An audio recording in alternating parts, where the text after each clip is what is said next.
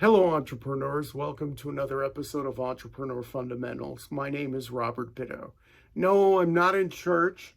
This is just what I call the Jesus wall in my warehouse behind me. I decided to mix it up and film someplace else besides my office desk. So I'm in a different part of my warehouse than I was yesterday. And yeah, I have a lot of religious stuff that I sell, so it's in the background. It's easier to hang it on the wall than to stack it on a shelf. I try to use all the space that I can here in my little place of business that I rent. And I am going to talk a little bit about renting business spaces, and whether you should have a lease or is it better to go month to month. There are pros and cons of both. Now, I have a lease for my commercial property, and for most of the time that I have rented since 1999, I have locked myself into leases. Now, some people think that that is restricting your freedom to leave, and it does. It does. Although I once had a landlord that said leases are made to be broken, and I think he said that because people break leases a lot, and a landlord may or may not come after you if they think, I think if they don't think that you're going to be good for the money, they won't come after you. But that's something that they can do if you break a lease. But first of all, let's talk a little bit about what is a lease and what is month to month. Well, when you rent your business space, you're going to have to sign some sort of rental agreement. And what a lease is, it locks you in to a specific amount of time. So let's say I have a 3-year lease on this place, on this warehouse, and I go belly up in a year and a half, which will not happen. But let's say I go belly up in a year and a half and I go out of business and I decide to leave. Well, the landlord has the right to get the rest of that money from me, from the remaining part of our contract. And that scares people, you know, that they are going to be stuck in something like that. But there are pros to leases. We'll talk a little bit about the cons. The cons, that's the big one, that you're kind of trapped for a period of time. And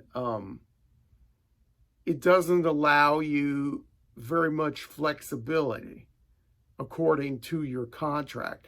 If you need to grow, the opposite of going out of business, if you need to grow, well, you're going to have to wait until your lease is up, unless you do like what I did one time, is get a storage unit and then another storage unit until I found bigger digs like what I'm in now. But a lease locks you in, and those are the big drawbacks, that it limits your freedom. But some of the pros have to do with you are set in case things change that are outside of you. Okay, so for example, in my case, where I have my business, the building that I'm in sold. The old man who owned the building for like 40 years, he passed away, and his kids rubbed their hands together, thought they had like a huge windfall that was going to come to them, and they put this on the market for some outrageous price, and then it got bought by a group of 3 people. Okay, totally new owners, totally new philosophy about the way things should be done, and you know, a lot of changes around here. And in this building, I have business neighbors. Okay, so there are other people who share the building with me. It's not just me. So some of these business neighbors were on month to month, and some of them had leases. Now, there's one person here right now who's being evicted. She's given her 60-day notice. And because she's not in a lease, she's going month to month. Okay, she still has a rental contract, but she is not locked into a lease that has a definite end date like me. My lease is until 2024. So they would have to have an incredible cause to kick me out. And I know I am paying way below the market rate. Now, if they want to get rid of me to put in a higher paying tenant here, they can do that. But they would have to come to me to negotiate, because the lease that I signed, it not only makes me legally bound to pay them rent for the duration of the contract, whether I'm here or not, it also obligates them to provide me a space to do business, this space. Now, if they want me to leave, they will have to pay me the rest of that contract, the rest of that lease. It almost doesn't sound like that makes much sense. But like I said, the agreement is I pay them rent, and in consideration for that, in exchange for that, they provide me a place to conduct business. So if they want somebody else to occupy my space, they're going to have to provide another place for me to conduct business according to our lease.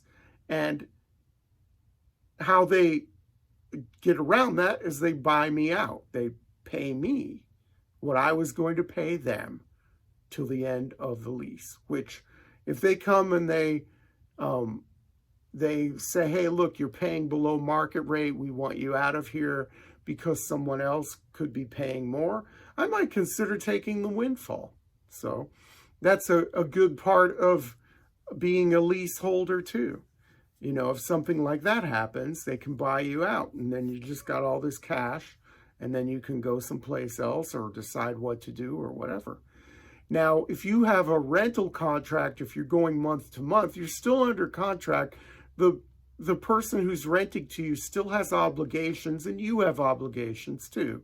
But it can be terminated within 30 or 60 days, whatever your contract states. They can just terminate the agreement for no reason. They don't have to give you a reason if you're month to month. They can just kick you out. If you're in a lease, they can only kick you out. They can only evict you if you're doing something, you know, against the law, you know, seriously violating the terms of the lease, or you're breaking the law. So another, a violation of the lease, for example, would be non-payment. You don't pay for 3 months, they can kick you out and terminate your lease. But if you're a good boy,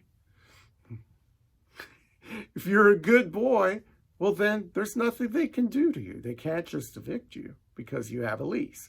Rental contract, if you just are going month to month, you have the freedom to say, hey, look, in 30 days, I'm leaving, and then you leave. It gives you a lot of flexibility, but it gives you no security. It gives you no security. Because like what happened to me, the building could be sold or something else could happen. And I'm glad I signed that lease with the old man. And it was funny because he was talking about his expenses going up. And he said, well, you know, in the next year, I'm going to have to raise your rent by $17. And I was like, okay. Because I knew I wasn't paying market rate for this place. But I'm sitting pretty with that now because I did sign that lease with him. And the lease is up in spring of 2024. So the new owners are just getting settled in this building, and they may decide to make me an offer. And it could be an offer that I can't refuse to leave, you know, so I'll just go find another place. But if you're going month to month, sure, you're free, but you're also subject to the whims of the owner. The owner can just give you 30 or 60 days notice, whatever it says in your rental contract, and then you're gone. And you don't have much control over it. So I've felt different ways about month to month and having a lease. Because having a lease, a lot of times I don't like obligations, okay? So I feel trapped sometimes being in a lease. But I'm sure glad I signed this one with the old man just months before he passed. Rest in peace, Mr. Westby. But month to month, you can be footloose and fancy free. And I would advocate that if you're in a rapidly growing business, or if you're just not sure if this is what you want to do. In yesterday's show, for example, I mentioned solopreneurship. One person I was giving advice to, he was thinking of renting his own office space, but he wasn't really sure that what he was doing, all this copywriting and website creation stuff, he wasn't sure if that's what he really wanted to do long term. So I said, look, commercial property right now is really cheap to rent. So find some little office somewhere and where there are a lot of vacancies, and make a deal with the guy and say, look, I think I'm going to be here 6 months and I want to go month to month. Make me some sort of deal. Right now, it's a great time. August 12th, 2022 is when I'm recording this. I hope this show is evergreen, but just to mention the times we're in now, it's the perfect time to find commercial property for rent or for lease. It's the best time because there are a lot of vacancies. A lot of businesses have gone under because of the lockdowns and everything. The economy has slowed down. So there are a lot of commercial spaces right now that are vacant. So you can make a deal. And if you know that your business is going to be around for a long time, go find an abandoned shopping center or whatever. Open that store and sign a long-term lease to lock in a cheap price. With inflation, we don't know what's happening. Lock in a cheap price, negotiate, say, hey, look, I don't want to be here for 2 years. I want to be here for 5 years. So then you can get a lower price. Now's the time to be renting commercial property. So go for it. And I hope some of what I've said has been helpful in making your decisions on what you should do. And that's about all I have to say. Leave your comments below. Give me a thumbs up. I need to see the love. YouTube needs to see the love too. So until next time, remember to always work hard, and may all your entrepreneurial dreams come true.